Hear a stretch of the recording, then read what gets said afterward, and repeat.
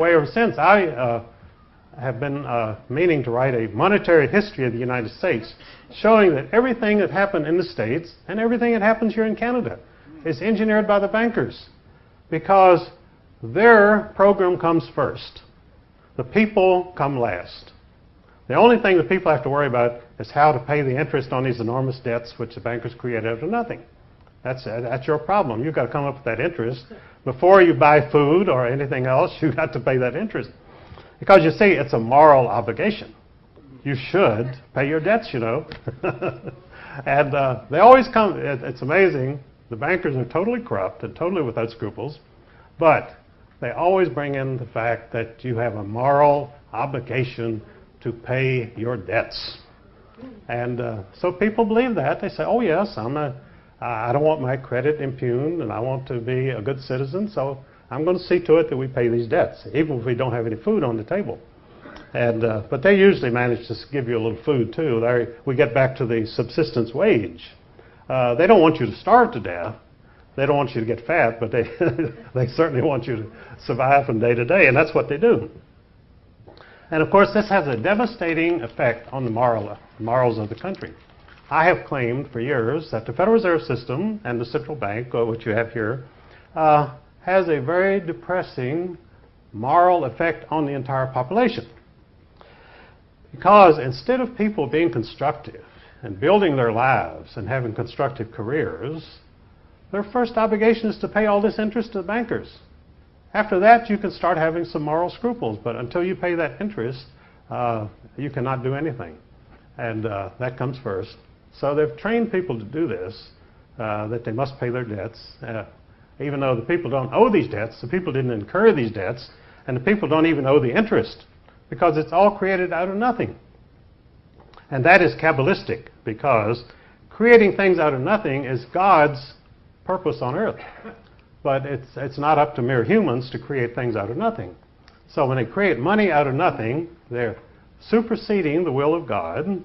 They're indulging in Kabbalah, which is black magic, and that's why you have cultism and you have drugs and all these things. It all stems from the Kabbalistic origin of money creation. And so that's what you have to deal with. You're dealing with black magic. And all of the banking system, believe it or not, is black magic. It's not based on what people earn or what they produce. It's based on the Kabbalistic idea of creating something from nothing through incantations, through rituals, through cults, and it's anti-God. It's anti-all religious principles. So the people are in this dilemma. They don't understand this. They don't understand that their monetary system is black magic, and so obviously they have no idea what to do about it. Now, in the States, they tell you to write to your congressman. But unfortunately, as I've told people for years, when you write to your congressman, be sure to enclose a $10,000 check. Because if you don't, your letter goes into the wastebasket. Now, if you enclose a $10,000 check, they'll say, well, this guy obviously knows what's going on, so we have to pay a little attention to his views. But without the money, they have a saying in Washington, nothing for nothing. And what that means is, if you don't send something, you don't get anything. In other words, it's an investment. The whole democracy is based on individual investment. If you want to invest something in a congressman, then he'll do something for you. I found that out when I tried to get Ezra Pound released from St. Elizabeth's. Well, we went to a couple of senators and congressmen, and they said, oh, you've got a good case. They'll drop the charges against Ezra Pound. And the lowest price, now this was back about 1950. The lowest price we could get was $5,000 before anybody would do anything. Well, everybody that Ezra knew put together didn't have $5,000, you know. And I was living on $50 a month myself, and most of the people I knew were in the same category. So, of course, nothing was done about getting Ezra out at that time. And we didn't know at that time that in Washington, the name of everything is access. If you have access to a congressman or to some public official, then you can get something done. And generally, the only path of access is through money. So if you have no money, the congressman will be very sympathetic, and he say, well, what has been done to Ezra Pound is a terrible injustice, and we've got to do something about it. This will be taken care of, and that's the last you ever hear from them. They don't return your calls after that. And as I say, they're waiting for the money. And the idea that this is a money culture has been imposed on us by the bankers, because actually money should not be very important. In fact, when I worked for H.L. Hunt, the richest man in the world, he was totally bewildered by me, because obviously I had a lot of ability and so forth.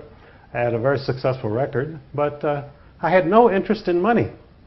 And in fact, H.L. Hunt would sometimes get annoyed because the people didn't understand him. They published a story that he was the richest man in the world, and that he had an income of $1 million a week. So he told me later, he snorted. I said, you know, they said you had $1 million a week.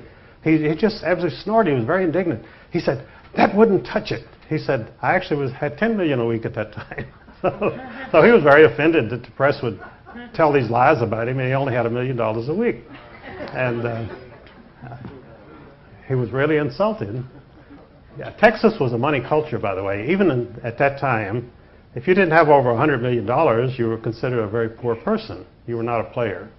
And you should have at least 300 or 500 million to be a serious player. And so that's the way they judged you in Texas at that time. They judged you by your category: 100 million, 200 million, a billion, and so forth. And it's probably pretty much that way today. But that has changed somewhat, because here again, the growth of the bureaucracy in Washington and the increasing power of officials, so the amount of money that you have is not really as important as the access that you have to people. I mean, if you can send President Clinton over a nice-looking intern, then you've got more access than the next guy. And just point her out to the Oval Office and send her down the hall, and things take their course. Yeah, Clinton is a sexual psychopath, you know, that no female could pass the Oval Office without his molesting her. I mean, he's what they call in psychiatry a compulsive obsessive. And he simply cannot let anybody go by without making his move. And we've never had a president like him, and probably never have another one like that again.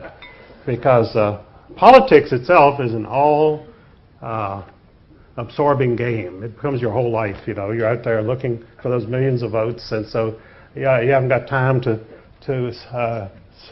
chase some girl or even a boy up and down the streets. You just don't have time to fool with it.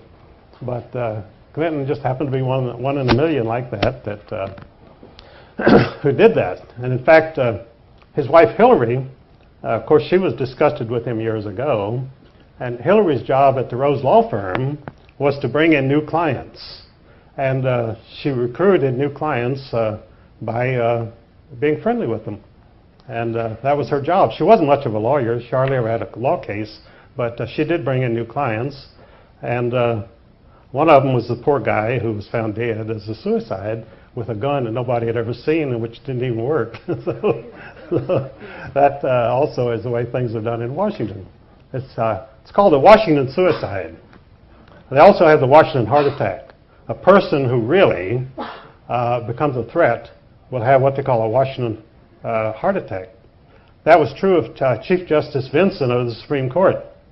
He was all set to rule against the integration decision in the Supreme Court. I think it was 5-2.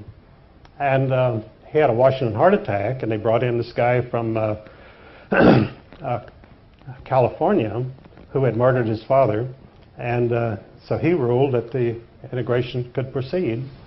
And it changed forever the education system in the United States, which is now a total jungle. And if you like jungle life, well, you want to teach school in the United States, because it's different every day, you know. You learn to dodge bullets and knives and the whole work.